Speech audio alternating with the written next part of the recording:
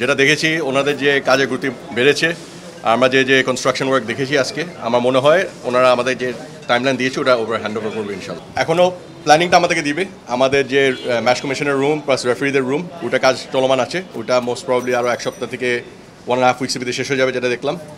এবং মাঠে যে কাজ চলছে, মাঠে কাজ চলমান আছে বা ভালো গতিতে চলছে। আমরা মনে করি যে জুনের 10 তারিখ না, আমরা মনে করি মেয়ের 20 তারিখ থেকে 25 তারিখের ভিতরে মাঠ হ্যান্ড ওভার মানে ঘাস টাস নিয়ে আমরা পেয়ে যাব খেলার জন্য। আমরা মাঠ নিয়ে এখন কোনো কথা বলতে চাই না, যে মাঠে যে কাজ হয়ে গেছে, যে ভুল ত্রুটি হয়ে গেছে, ওটা আমরা আমরা ভুলে যাবো এখনের জন্য। আমাদের মেইন কাজ হলো মাঠটাকে রেডি করা জুনের 10 তারিখের জন্য।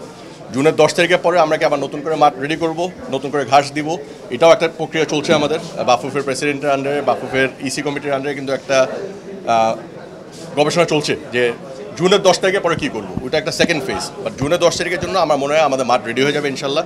এবং আমাদের যে বিভিন্ন রেনোভেশনের কাজ চলছে বিএনএসে, এটাও ইনশাল্লাহ আমাদেরকে এনএসসি হ্যান্ড ওভার করে দিতে পারবে। টিকিটের বিষয়টা আমরা একটা সাজেশন দিব আমাদের মার্কেটিং কমিটিকে। মার্কেটিং কমিটি ওটা যখন ইন্সপেকশন করার জন্য ছাটাবাজা করবে, তারপরে এটা ওনারা ইসি কমিটিকে দিবে।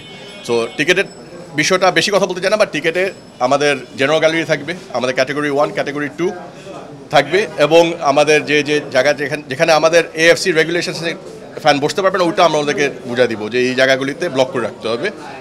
তারপর ওনারা ডিসাইড করবে টিকিটের প্রাইসিং, টিকিটের লঞ্চিং। বাট টিকিটটা আমরা সাজেস্ট করবো অনলাইনে, এবছর যেন অনলাইন সিস্টেমে আমরা বিক্রি করতে পারি। আমরা যা দেখে গেছি আজকে, আই থিঙ্ক কাজের প্রোগ্রেস ইজ কোয়াইট গুড আজকের জন্য। এটা আমরা 7 দিন পর আবার অ্যাসেস করবো, 14 দিন পর আবার অ্যাসেস করবো। যদি আমরা দেখি যে কোনো ব্যর্থতা আসে, কোনো ল্যাগিংস আসে, তখন আমরা টেক ওভার করবো কাজটা শেষ করতে। ফ্যান্সদেরকে আমরা চাবো সবচেয়ে ভালো একটা গেম দিতে, সবচেয়ে ভালো একটা অ্যাটমসফিয়ার, সবচেয়ে ভালো একটা পরিবেশ দিতে এখানে।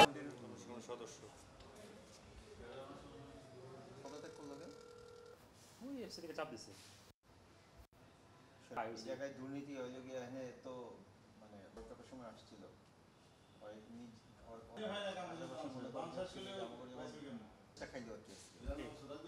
আমার কোনো দরকার ছিল না।